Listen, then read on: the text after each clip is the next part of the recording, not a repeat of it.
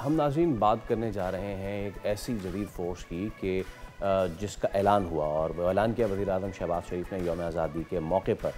जदीद टेक्नोलॉजी से लैस ये नई फ़ोर्स, इसका नाम रॉकेट फ़ोर्स रखा गया है।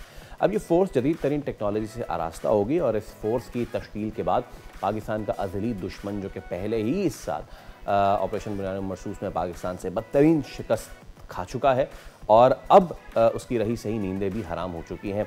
अब ये फ़ोर्स किस तरह काम करेगी, इसकी ज़िम्मेदारियाँ क्या होंगी और इसके साथ साथ ये फ़ोर्स जो है वो इसके अलावा भी कौन से दीगर ममालिक में इस वक्त काम कर रही है और रॉकेट फ़ोर्स है क्या, रॉकेट फ़ोर्स क्यों ज़रूरी है, रॉकेट फ़ोर्स से हम क्या अचीव करने जा रहे हैं और ये रॉकेट फ़ोर्स जो है वो किस तरीके से पाकिस्तान की जो मल्टी डायमेंशनल वॉरफेयर्स है उसमें मदद दे सकेगी। मेजर ज़ाहिद महमूद साहब हमारे साथ मौजूद हैं, हम उनसे बात करते हैं। ज़ाहिद साहब अस्सलाम वालेकुम, बहुत शुक्रिया आपके वक्त के लिए। आई वॉज टॉकिंग के जी, जो भारत ने अभी जो गीदड़ भपकी लगाई है कि जी ऑपरेशन सिंदूर अब 2.0 होगा और अभी ख़त्म नहीं हुआ है, वो तो जो उनका ऑपरेशन सिंदूर 1 भी था उसको भी ज़ीरो करके हम भाग चुके हैं, आगे निकल चुके हैं। सो अब ये जो रॉकेट फ़ोर्स है, ये रॉकेट फ़ोर्स बनाने की ज़रूरत हमें क्यों पेश आ रही है, इसका मकसद क्या होने जा रहा है?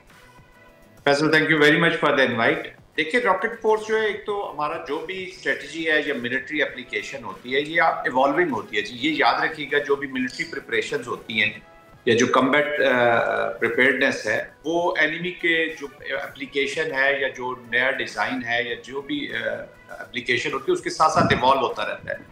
ऑफ कोर्स अनफॉर्चुनेटली इंडिया जो है वो एक कार्गो करना चाह रहा है, conventional war under the nuclear overhang, जो पाकिस्तान कहता है जो उसकी स्पेस नहीं है। बट डेटरेंस के लिए जरूरी है कि आपका in all domain from tactical to strategic जो है, आपका रिस्पांस जो है वो बिल्कुल तैयार होना चाहिए। तो जिस तरीके से अभी अनफॉर्चुनेटली ये हिंदुत्व की एप्लीकेशन हुई है, ये जो मिलिट्री माइंड सेट है जिसने अनफॉर्चुनेटली कंट्रोल ले लिया वॉर का अपने पास।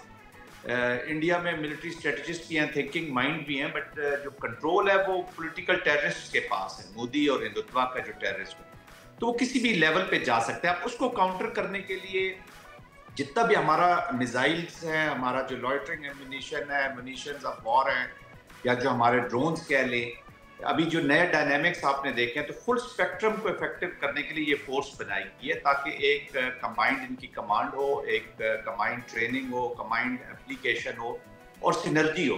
फिर जो अगर टाइम लैग है, क्योंकि क्विड प्रो को प्लस पाकिस्तान ने हमेशा जाना है, इसको मैं कहता हूँ, इसका मतलब यह है कि जो रिस्पांस जाएगा वो प्लस डोमेन में जाएगा।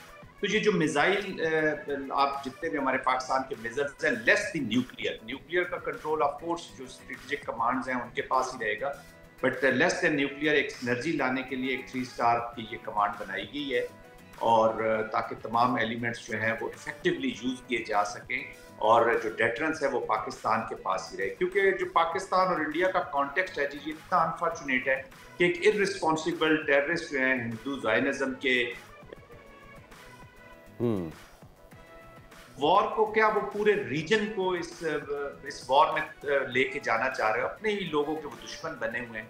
तो उसका मुकाबला करने के लिए ये एक फोर्स बनाई गई है, विच विल ऑफ कोर्स जो पाकिस्तान की डेटरेंस है उसको सपोर्ट करेगी इन ऑल डोमेन्स और उसको एनहांस करेगी। एब्सोल्युटली। सब्सक्राइब करें और बेल दबाएं ताकि कोई खबर रह न जाए।